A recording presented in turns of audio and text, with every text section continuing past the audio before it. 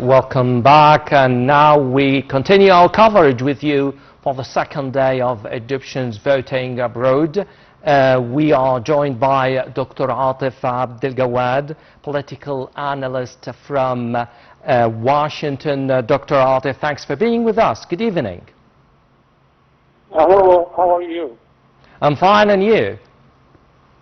I'm good, thank you. Yeah, so take us through the second day of voting for Egyptians in the United States. How was it?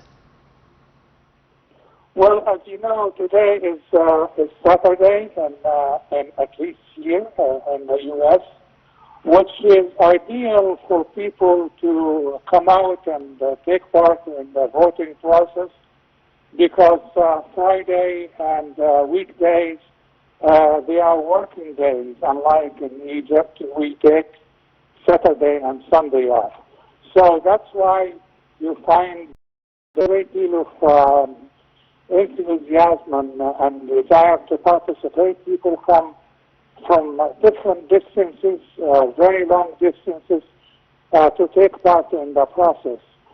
But I must also say that, as you know, it's unlike the in presidential elections.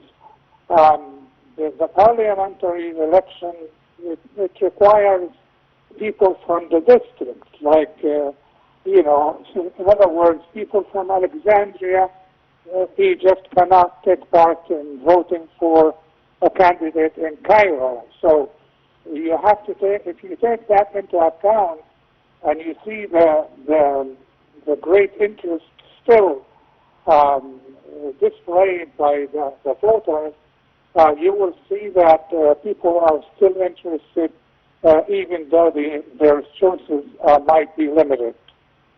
Well, Dr. Atef, tell you as Egyptian expats living abroad, especially in the United States, what do you expect from your from candidates for the parliament? What is that? What's candidates?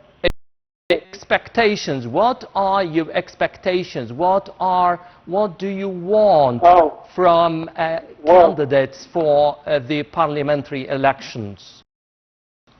Of course, I personally would like to see independent candidates win. I would like to see people who can contribute really in action, not in words, and democratic process in Egypt. I expect that there is an election, there is a new session of the parliament, the qualities of the candidates will improve with every passing day.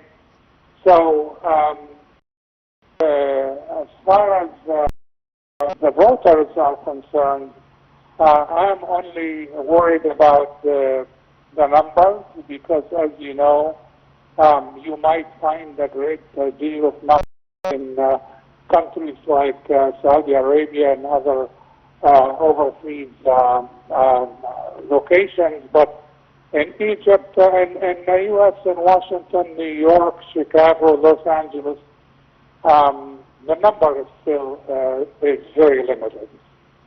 Well, if we talk about facilities provided by the committee responsible, here we're talking about embassies and consulates in the United States. Sorry, do you have any suggestions that would make it more easier for voters?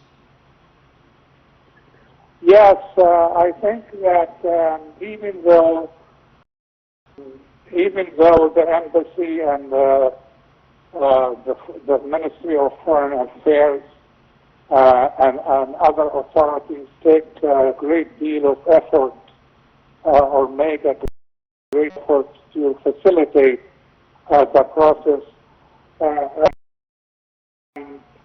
the limited number of Egyptians in the U.S.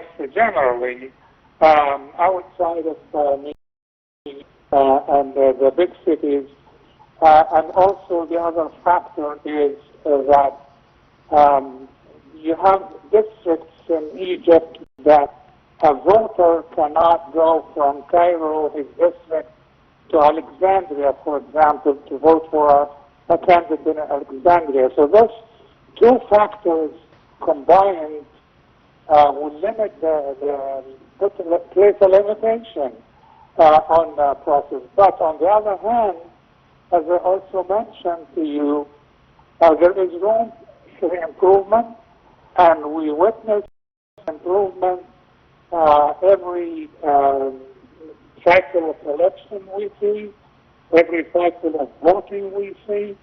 I am very optimistic that the authorities, with our embassies, Egyptian embassies in the U.S. or around the world, for that matter, need to make improvements depending on what we see in reality, what people talk about. And I think one of the areas that need to be looked at is perhaps provide the prospective voters with the possible coaches to take them to the locations of the voting polls. Well, I would like you, Dr. Atef, to take me through the turnout of young people participating in the United States. Do you have any figures? Do you have any idea about the ratio of young people participating in voting?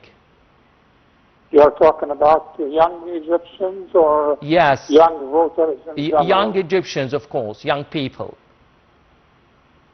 Well, no. On the contrary, what I noticed from my own observations, I see that who come more regularly to vote among the Egyptians are not the young generation, but the older generation are more faithful to the motherland, and the younger generation perhaps is more interested in going to school, excelling in their studies, but they do take part in the process, and they also are not interested in.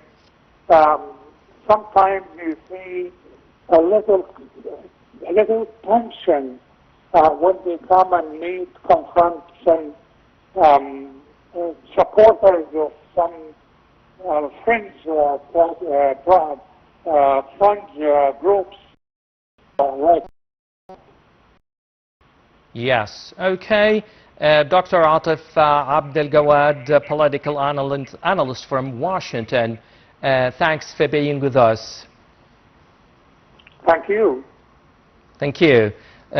We continue our coverage, and here are some info about the elections that mark the start of 2025 parliamentary voting process. Earlier, the National Elections Authority Executive Director, Councillor Ahmed Al-Bindari, held a virtual meeting with Egyptian embassies around the world to monitor the progress of voting process. Councillor Bindari also gives speeches and statements every now and then, and we follow his statements throughout our coverage today and yesterday.